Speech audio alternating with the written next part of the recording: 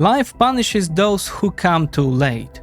Mikhail Gorbachev is said to have spoken these words in East Berlin in October 1989, just 2 weeks before the fall of the Berlin Wall. They were aimed at Erich Honecker, a man clinging desperately to a rigid system, whose days were already numbered. Germany remembered that warning well, and today it sounds just as relevant, only now on the other side of the old border. Because the Federal Republic is late on almost everything: modernizing its railways, digitalizing the state, rebuilding the army, reforming pensions. The bill for a quarter century of delay is now coming due, and it is being presented jointly by Beijing and Washington. When Friedrich Merz became a chancellor a year ago, he promised that Germany would stop being late. 14 months later, he is setting records for unpopularity. The AfD is leading in the polls, and the media are already counting down his days and his remaining chances. According to Handelsblatt, he has just one left. Germany's strategic decline is still unfolding, and the end is nowhere in sight.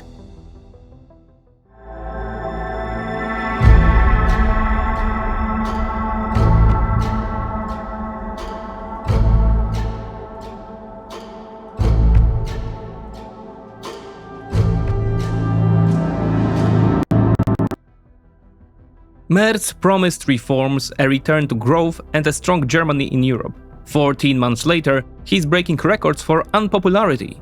None of the reforms have succeeded, and the AfD is leading in the polls. Europe's largest economy is mired in stagnation, and its economic problems are being felt across the entire continent, because such turmoil tends to leave its mark on financial markets as well. We have no influence over the decisions made in the Reichstag, but it's important to understand that we do have influence over how we choose to respond. I have been doing that for years with XTB, the partner of this channel and a place where I manage my own investments. XTB gives me access to over 12,000 instruments from around the world, along with the latest market news and expert analysis, all in one convenient app. That means I'm not just watching the market, I'm reacting to events as they happen, not when the media catches up. Just remember that every investment carries risk. Merz was given a second chance this week, perhaps his last. The German business daily Handelsblatt reported on June 26, 2026.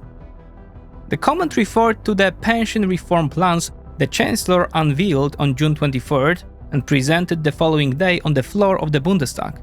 He ended his speech with a stark declaration: failure is not an option. According to Handelsblatt, the statement was followed by a minute of applause. That show of support was a welcome change for Friedrich Merz after weeks of grim forecasts, the paper noted before posing the obvious question: can the CDU leader finally become what he has always wanted to be, a reform chancellor? The answer will depend, above all, on whether Merz can push through a far-reaching overhaul of Germany's pension system. This is not just another technical adjustment.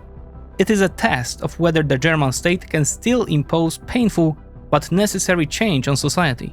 An aging population, a growing number of retirees, a shrinking base of workers paying into the system are making the current model increasingly difficult to maintain. The problem is that Merz is entering this decisive test at the worst possible moment, as a historically unpopular chancellor, leading a government that fewer and fewer Germans trust and from which fewer and fewer expect any real improvement. June polling by ARD Deutschland Trend showed that only 16% of Germans are now satisfied with Friedrich Merz's political performance. This is the worst figure ever recorded in the Institute's 30-year history of polling. Even the deeply unpopular Chancellor Olaf Scholz still had the approval of 18% of Germans in September 2024. One could even argue that in the entire history of the Federal Republic, no head of government has been more unpopular than Merz. This is now feeding directly into the voting preferences, which are becoming increasingly bad for the governing Black-Red coalition, the Schwarz-Rote Koalition. According to ARD Deutschland Trend, support for the CDU-CSU fell to 23% in June this year, while the SPD would receive just 13% of the vote. The Alternative für Deutschland, meanwhile, has consolidated its lead in the polls with 27%. This is being driven by deepening disillusionment among the governing party's own voters.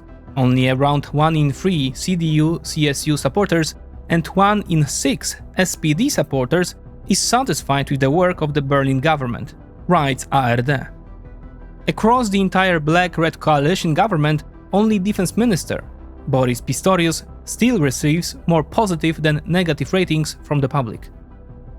The assessments of Germany's economic situation are just as bleak. Only 13% of respondents view it positively, the worst result in more than a decade. Public sentiment was darker only at the height of the Eurozone crisis. As ARD notes, quote, 4 in 10 respondents expect their own economic situation to worsen over the next 12 months. In Eastern Germany, that figure rises to almost 1 in 2. The economy has now replaced migration as Germany's most important problem.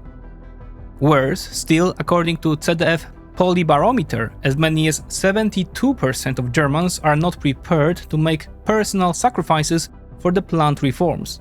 It is not hard to see why. Only 24% of respondents believe the government's actions will make a meaningful contribution to solving the country's problems, while 73% believe the opposite. This then is the mood of the German public as the pension reform begins. A reform the media are already describing as Merz's last chance, while the Chancellor himself does not exactly inspire great confidence that he can pull it off. The most common criticism of Merz is the gap between his rhetorical ability and his determination to act. He is widely regarded as a very strong speaker, capable of making bold and even radical demands. But once those demands provoke controversy, he immediately softens them, waters them down, and blurs their meaning. The gap between what he announces and what he actually does then becomes enormous. His defining traits begin to look like caution and chaos. So, a deeply unpopular government, led by a chancellor with disastrous public ratings, must now impose sweeping changes on Germans, even though Germans themselves have no intention of bearing the costs. That already sounds far from promising.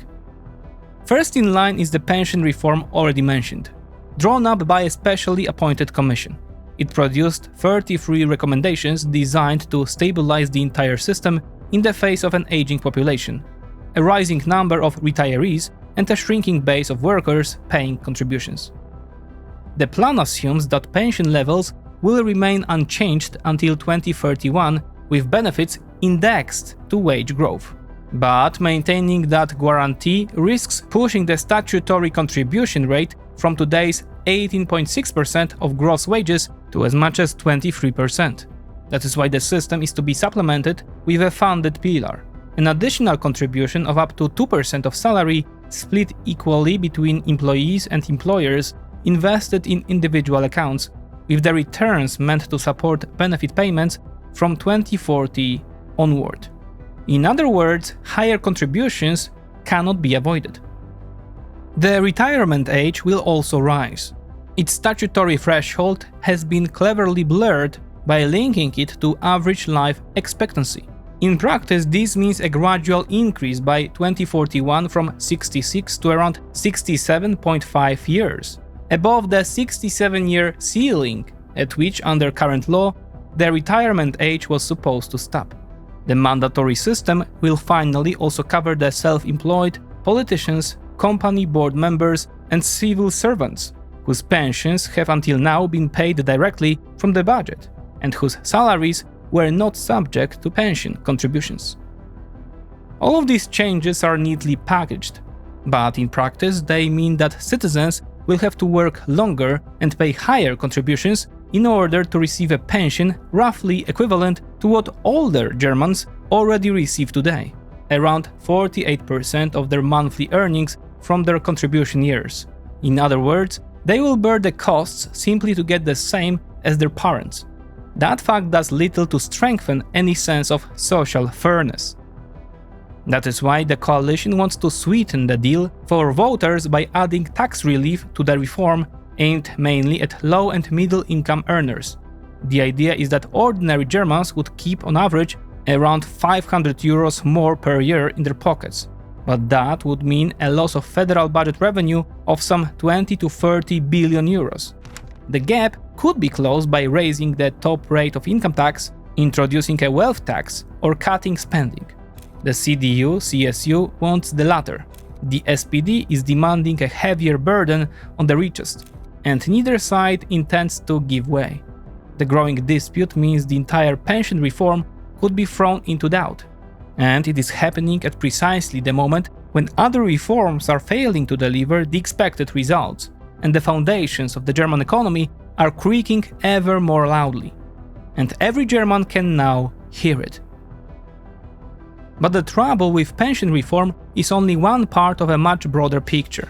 It is just one of many areas in which the German state spent decades living off its accumulated strength, postponing necessary change until later, and the bills for those delays are now arriving all at once. Germans felt just how deep those problems run quite literally on their own skin one June night, when trains across the country suddenly came to a halt. On the evening of June 23rd, 2026 at around 10 p.m, Deutsche Bahn abruptly announced the temporary suspension of all rail services. Hundreds of trains stopped where they were. Surprised passengers reported on social media that they had to wait inside the carriages without clear information about what would happen next, because the crews themselves did not know what had happened. Traffic was suspended for more than 2 hours, but pulling the rail network out of complete paralysis lasted until morning, and thousands of people spent the night on trains. The incident was caused by a failure of the GSM-R digital radio network. At first, Russian hackers were suspected of sabotage, but it quickly became clear that the culprit was something else entirely. A failed software update to a network based on museum-grade 2G technology, whose glory days belong to the final years of the 20th century. That discovery caused widespread disbelief in the German media. How was it possible that Deutsche Bahn's communications system still relied on technology so outdated?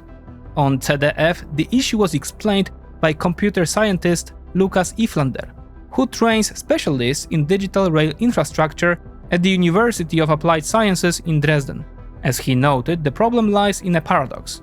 Education has kept pace with technological progress, and precisely for that reason, it has stopped producing people capable of maintaining infrastructure that has barely changed in 30 years.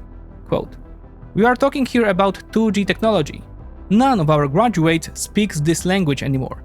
There are relatively few employees left who know how to use the old equipment," he stressed.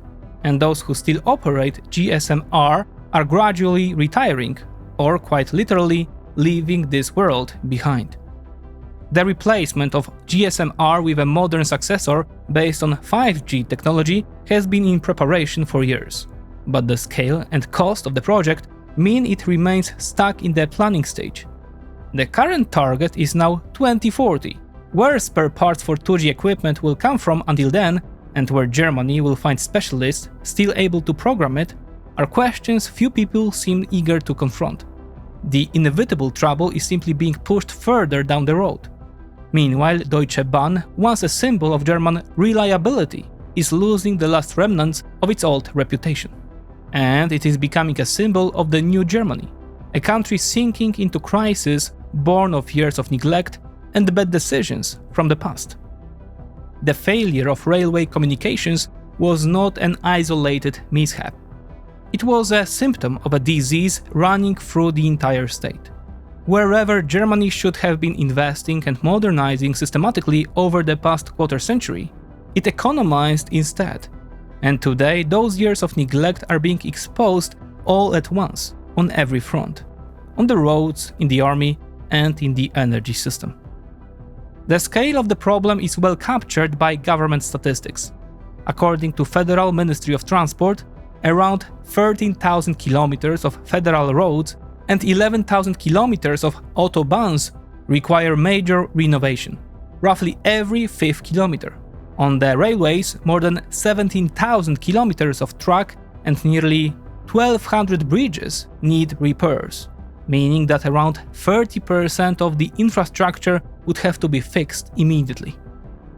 The state of the Bundeswehr looks even worse, at least according to the devastating report published by the Federal Court of Auditors in May 2025. According to the document, serious equipment shortages are the least of the problems, because they can be filled within a few years through new contracts. Far more difficult will be overcoming the disastrous condition of personnel and the quality of military management. Of the 183,000 active soldiers counted, the majority were performing administrative tasks that required no specialist knowledge and could just as well have been carried out by civilian employees. This was accompanied by a phenomenon described as top-heaviness, Kopflastigkeit. Germany's relatively small armed forces are commanded by as many as 220 generals and admirals. Add to that another 15,000 staff officers and 23,000 line officers. According to the report, since 2010 the number of officer and staff positions in the Bundeswehr has risen by 31%. At the same time, the force is steadily aging and facing enormous difficulties in attracting recruits. The gaps are therefore being patched by increasing the number of career soldiers at the expense of contract soldiers, which makes the age structure even worse. In 2010, the average age of a German soldier was 28.5. By 2024, it had risen to 34. The remedy would be a large inflow of young people into contract service. And indeed, visible improvement in the condition of both the armed forces and infrastructure was supposed to be one of the calling cards of the Merz government. This is why immediately after taking power in March 2025, the coalition loosened Germany's constitutional spending rule, the Schuldenbremse, or debt brake. Through financial engineering, federal budget spending for 2026 was increased by 21.5 billion euros to 524 billion euros, while Germany's debt is expected to rise this year by nearly 100 billion euros. On top of that, an off-budget special fund for infrastructure and climate neutrality was created for modernization spending, infrastructure, defense and digitalization, with as much as 500 billion euros placed inside it. It quickly became clear, however, that pumping vast sums of money into a dysfunctional structure does not automatically repair it. By mid-2026, the pace of road and rail works was already slower than planned, and the main challenge had become simply spending the available funds. Of the 107 planned milestones for 2026, only 26 had been reached by the end of May. Reuters reported on June 1st. The Finance Ministry therefore introduced a special Progress and Impact Indicator to measure the pace of project implementation. It currently stands at around 54% of the adapted target. According to the ministry's own assessments, investment is getting bogged down mainly in lengthy planning and tendering procedures, slow negotiations between the federal government and the land governments, and shortage of skilled construction workers and new rules for spending money from the fund. Merz had promised simpler procedures and less bureaucracy. But as we can see, even with the flagship project of his own government, that is still not happening. The same is true of the Bundeswehr. Although defense spending will reach 83 billion euros this year, the armed forces have grown only by 3,000 soldiers over the past year. Guys, two short announcements before we move on. First, Serhi, who translated GTBT Ukraine before enlisting in the Ukrainian Air Force, has set up a fundraiser to collect money for shelters for Ukraine's unmanned systems, helping keep them safe from Russian long-range drones. You can support the fundraiser via the link down below. Second, as you might already know, we continue publishing GTBT's short format series called Essence. Basically, these are our episodes turned into 8-10 minute pills. And no, the voice actor is not AI. Pozdrawiam, Barney. Okay, let's move on. But defense is not the Chancellor's number one priority. Merz knows perfectly well that the fate of his government and whether Germany preserves its position in the world will be decided by something else: the competitiveness of the economy. For decades, it was the foundation of German power, and today it is crumbling faster than anything else. Alongside pension reform, preserving that competitiveness was supposed to depend on a major reduction in energy prices.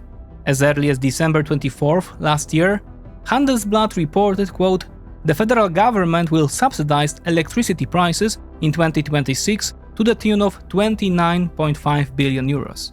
This was how Merz intended to fulfill the promise he had made a month earlier: cheap electricity for German companies and households, to stop energy-intensive industry from leaving the Federal Republic, and to rebuild public acceptance for the energy transition." In practice, value-added tax on electricity was reduced, and network charges were cut by more than half, while the government compensated grid operators and energy companies for the lost revenue through subsidies.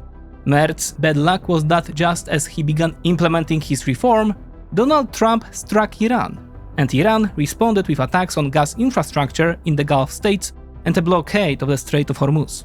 Fossil fuel prices surged. And although renewables dominate Germany's energy system, electricity prices are ultimately set by the fuel costs of the conventional power plants, gas and coal-fired, that stabilize the grid. As a result, while a kilowatt-hour for households cost 40 to 42 cents in 2025, today it still costs around 39 cents. And that is despite a massive tax cut. German households pay around 1/3 more for electricity than the EU's average, despite the country's impressive efforts to move away from fossil fuels. Euronews reported on June 1st, 2026. This certainly did nothing to improve the mood among voters who remembered the Chancellor's promises from the beginning of the year, when he said they would soon see lower electricity bills. Still, one thing cannot be denied: Merz redirected the flow of subsidies in a way that seriously reduced energy costs for industry. In June 2026, market prices for small and medium-sized industrial consumers averaged 17 to 23 cents per kilowatt-hour, while for selected energy-intensive companies, a special subsidy program limits the real cost to around 5 cents per kilowatt-hour. The problem is that even this rare, tangible success for the Chancellor may yet be wasted. Cheap electricity was supposed to be the lifeline sustaining the competitiveness of German industry. But what good is that if the markets on which that industry made its money for decades are now closing before its eyes? Across the Atlantic, Donald Trump is slamming the door shut with tariffs, and from the east, subsidized Chinese competition is pressing into global markets. The German economy has found itself between the American hammer and the Chinese anvil, and this tightening vice is now more dangerous for Berlin than all its infrastructure neglect combined. In an article published on June 30th, Handelsblatt reported, quote, "Reducing bureaucracy along with tax and labor market reforms is on the agenda for Wednesday's meeting of the Coalition Committee. But government leaders will also discuss a sensitive foreign policy issue: tightening trade policy toward China." The paper went on to explain, quote, "In recent months, the coalition has become increasingly aware of the painful impact of the China shock on German industry. Chinese manufacturers are catching up technologically in a growing number of key sectors, entering the global market with state-backed excess capacity and aggressive pricing." Unquote. But that is only part of the grim truth. A fuller picture emerges when we look at how Germany's trade balance with its two main competitors, the United States and China, has changed over the past year. The engine of the German economy is the export of industrial goods. It is this that allowed a country of 80 million people, relatively small on a global scale, to become one of the world's largest exporters, second only to China and the United States. Formally, that is still the case. But in the first quarter of 2026, German exports to the United States fell by 12% year-on-year, while imports rose by nearly 2%. For 33 consecutive years, the Federal Republic had recorded a trade surplus with the United States, And suddenly, within a single year, that surplus shrunk by 30%. Donald Trump's tariff policy is of course largely responsible, but that does not change the basic fact. The era of barrier-free transatlantic trade has come to an end. At the same time, German exports to China fell by 12.5% year-on-year, while imports from the People's Republic rose by over 6%. Just a decade ago, China's surplus in trade with Germany amounted to barely around 10%. That relative balance collapsed during the pandemic, and 2025 made history. Germany's trade deficit with China reached a record 87 billion euros, 20 billion more than the year before. In practice, imports from China exceeded exports by more than 110%, and the figures for the first quarter suggest that this year will be even worse. Germany is becoming, for China, something resembling a colonial market. Last year, Robin Harding, the Financial Times Asia editor, traveled across China. He summed up the experience this way, quote, "There is nothing China wants to import, nothing it cannot produce better and more cheaply, nothing that would force it to rely on foreigners for even a day longer than necessary. For now, China is still a buyer of semiconductors, software, passenger aircraft, and the most advanced manufacturing machinery. But China is developing all of these goods. Soon it will be producing and exporting them itself." We might add this: the only thing Beijing needs from Europe now is a market open to its expansion. Worse still, China has the tools to pacify resistance. It controls key supply chains and Europe's access to critical raw materials, above all rare earth metals. It has also come to dominate port and maritime logistics, as well as digital e-commerce platforms and their algorithms. For several years now, the European Union has been trying to mobilize itself to break free from Chinese monopolies and its own dependencies. But that takes time, and time is running out terribly fast. Until recently, Berlin could offset the looming threat with the American market, and a safe trade surplus with the United States. Then Trump arrived. His tariffs redirected German exports mainly toward Central Europe, but these markets are far shallower than those of China and America. This brings us to the conclusion that explains Germany's increasingly difficult position. 2 decades of postponed reforms, the rigidity of the state and the economy, expensive fuels, a dysfunctional energy system, American tariffs, and the great economic offensive by China have together trapped the Federal Republic in something resembling a vice. And that vice is tightening at a frightening pace, triggering a panic clearly visible in the German media, which are closely tracking the fate of the country's flagship corporations. The warning signs are undeniable. Handelsblatt warned on June 30th, pointing to the crisis at Volkswagen. The company has just announced a restructuring plan that would eliminate almost 1 in 6 of its 625,000 jobs and close 4 factories in Germany. And yet barely a year and a half earlier, on December 20th, 2024, management had reached an agreement with the unions, hailed in the media as a Christmas miracle, under which job cuts were supposed to affect only 35,000 positions and no German factory was to be closed. We covered this in more detail back then. And only 6 years have passed since China gained a decisive advantage in bilateral trade.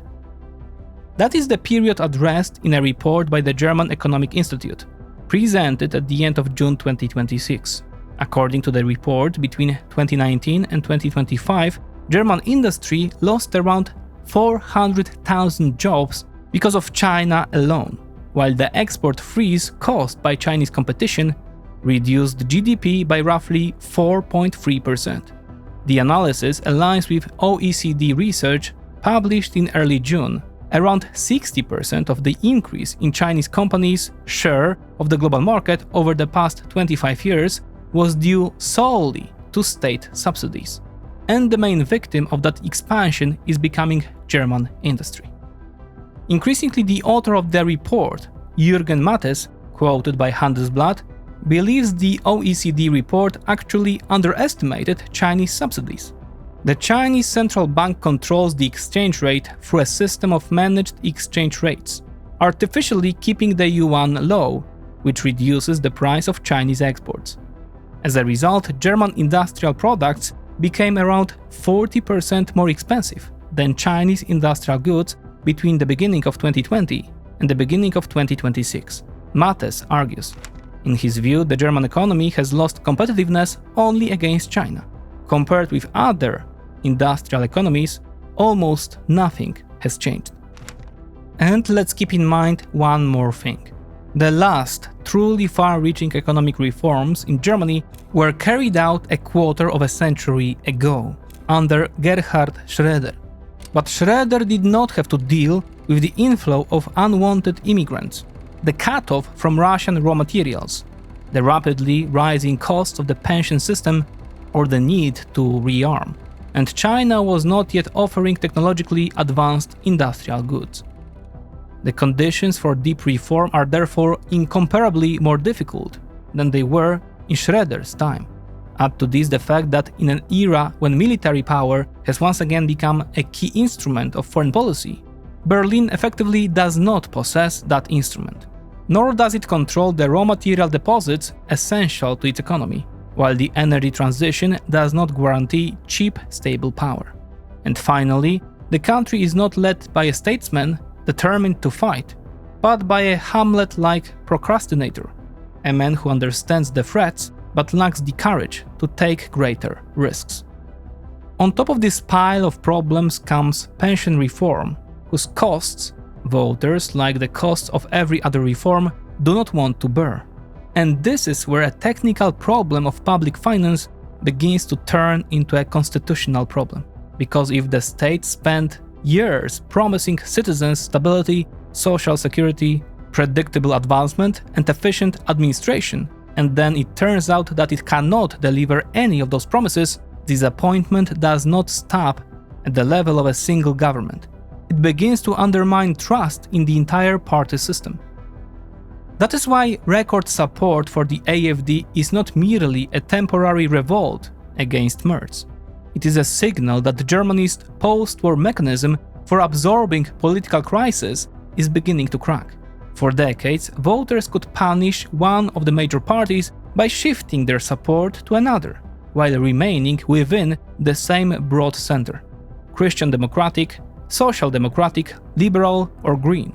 Today, a growing share of society believes that all of these camps share responsibility for the current state of the country. For expensive electricity, a failing railway, a weak army, the migration crisis, industrial exhaustion, and reforms that always arrive too late. The effect is visible in the numbers. Alternative für Deutschland, at 27%, is now the strongest party in the country, stronger than Merz's Christian Democrats and more than twice as strong as the Social Democrats. And this is a party classified by the Federal Office for the Protection of the Constitution as far-right extremist, and around which the other political forces still maintain a Brandmauer, a firewall, excluding any coalition. In such a scenario, the AfD becomes not so much a programmatic alternative as a political instrument for breaking continuity, a vote against the ruling class as such. This resembles a process already seen in Britain, where disappointment with both the Conservatives and Labour opened space for movements that, until recently, were regarded as marginal, populist, or extreme. There are less than 3 years left until the next Bundestag election. If, in that time, the government's reforms fail to bring tangible improvement, and Chinese competition continues to devour German industry, the firewall may simply fail to withstand the pressure, and it will not be the AfD that has to go looking for a coalition partner. Only the success of Merz's planned reforms, combined with an effective response to Chinese expansion and American trade pressure, can prevent that. In other words, the Chancellor must not merely improve a few economic indicators. He must prove that the old German model can still repair itself, but given the direction of change, its astonishing speed and the character of Merz himself, it is hard to predict that he will make use of his second and last chance.